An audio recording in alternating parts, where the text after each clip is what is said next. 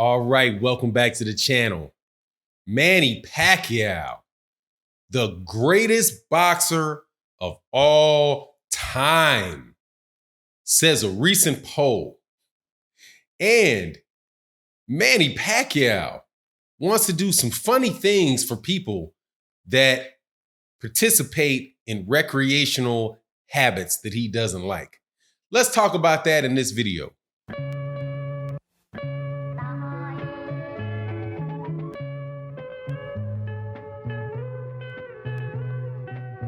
All right, welcome back to the channel, subscribers. If you're not subscribed, please subscribe and hit the bell icon so that you can be notified of when we release more videos.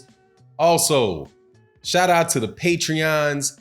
Thank you so much for your support. We got a couple new Patreons that just joined. Really appreciate you guys and the people that donate through the super chat and through the pay Cash App. Much appreciated. You guys really make the channel click. Also, thank you to everybody that tunes into the live streams that we do Monday through Friday, right after Trill Boxing Talk, and also on Sunday morning, OG Boxing Talk.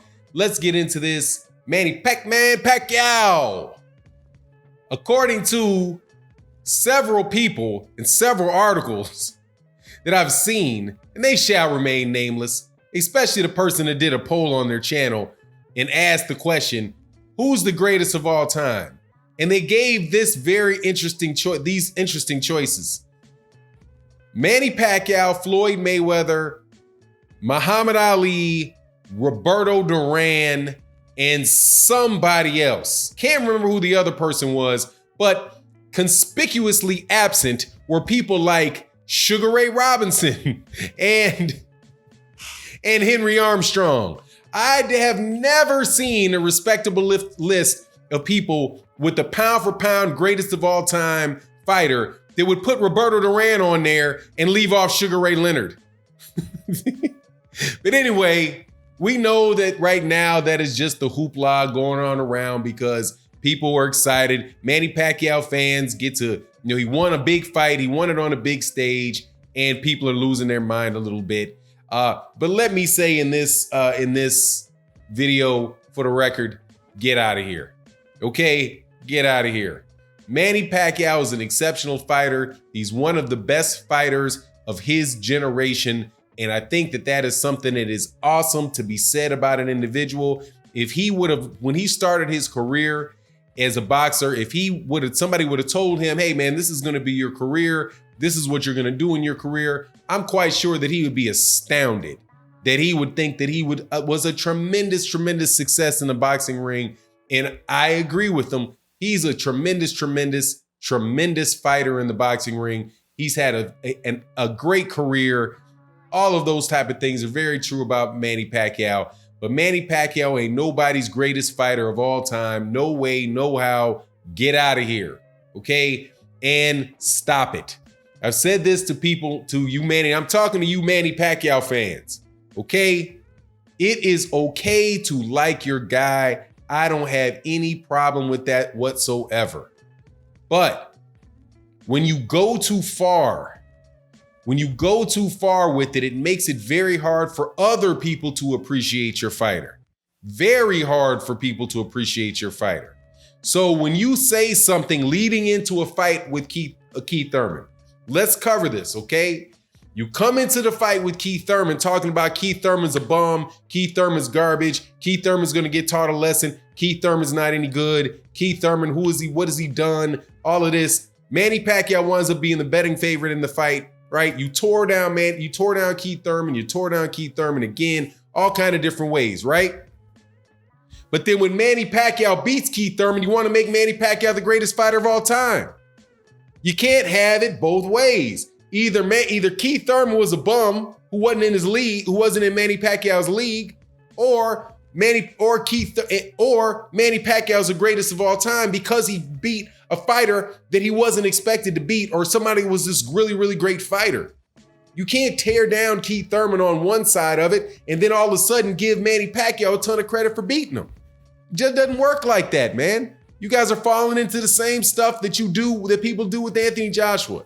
If Anthony Joshua had beaten Deontay Wilder would have been a bum every day of the week for 2 years in the lead up. And then if Anthony Joshua had beaten him, all of a sudden in defeat, Deontay Wilder would have became this big killer. And Anthony Joshua would have been one of the greatest fighters ever because he beat this big killer. But you ruined that narrative because you tore the guy down so much.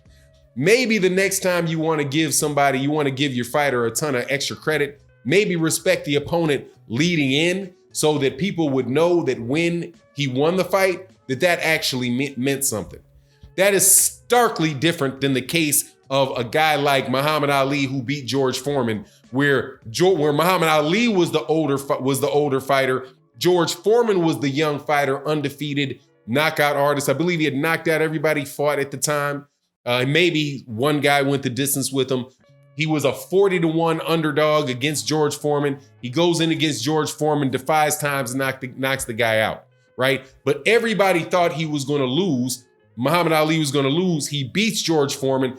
That is what blew up Muhammad Ali to even higher heights than he was at before when he beat Sonny Liston under similar circumstances. But opposite. Muhammad Ali was 22 years old. He was very green. Nobody really thought very high. Not a lot of people thought very highly of him. They said he was feather-fisted and he wasn't very good. You had Sonny Liston, who's this big killer, and then Muhammad Ali beat Sonny Liston at 40-1, 80-1, whatever they were, some ridiculous odds.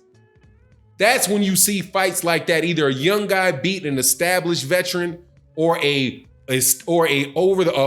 over the hill guy beats the young prime fighter. But in both scenarios, the opponent is built up. You cannot tear down the opponent walking in the door and then build him up after your fighter wins. It just falls flat on his face, okay? It falls flat on his face. So cut it out, okay? But more importantly, about Manny Pacquiao being the greatest fighter ever, just stop it, okay? Just stop it. We could go through this, 8 divisions. You realize that for the vast majority of boxing, there wasn't 8 divisions to win? How somebody like Armstrong, Henry Armstrong, supposed to win it in 8 divisions when there weren't that many, when there weren't 8 divisions? Would have been heavyweight, light heavyweight, middleweight, welterweight, lightweight, featherweight, bantamweight, flyweight. Okay? He would have gone from 105 pounds to 200 to win 8 divisions. Manny Pacquiao didn't have to do that because there were all kind of divisions put in the middle of them over time. The cruiserweight division didn't exist when Sugar Ray Robinson was fighting. It didn't. The 168 pound division did not exist when Sugar Ray Robinson and Henry Armstrong were fighting, or Harry Greb, or any of these other guys. They didn't have that many divisions, and they also didn't have as many belts within a division. If you want to do a pound for pound, the greatest of all time comparison, find some way to account for the fact that Manny Pacquiao and Floyd Mayweather came up in a time where there were 4 belts that they could win: the WBA, the WBC, the IBF, and the WBO. And there were twice as many weight classes. So twice as many weight classes, 4 times the belts in each weight class. That makes it, there's just shy of 100 potential world champions at any given time in boxing today, when at the time that these guys were fighting in the 30s, 40s, 50s, and early 60s, there was only 1 belt in a weight division, and there were half as many weight divisions. So look, let's pump pause on it. Number one, you wait until the guy beats somebody that you actually thought he was in danger of losing before you give him Sugar Ray Robinson type of credit, or Archie Moore type of credit, or Henry Armstrong type of credit, right?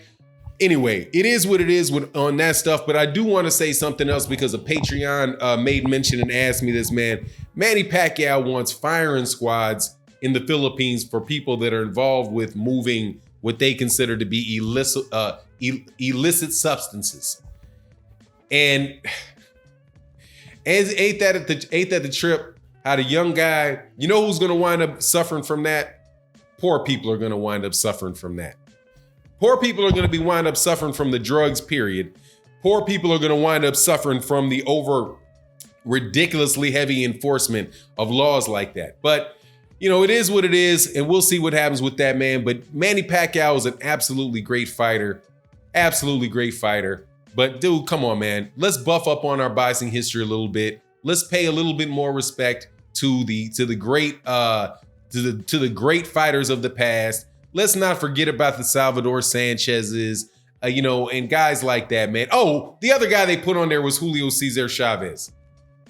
How you gonna put Julio Cesar Chavez on there, but you don't put Pernell Whitaker on there?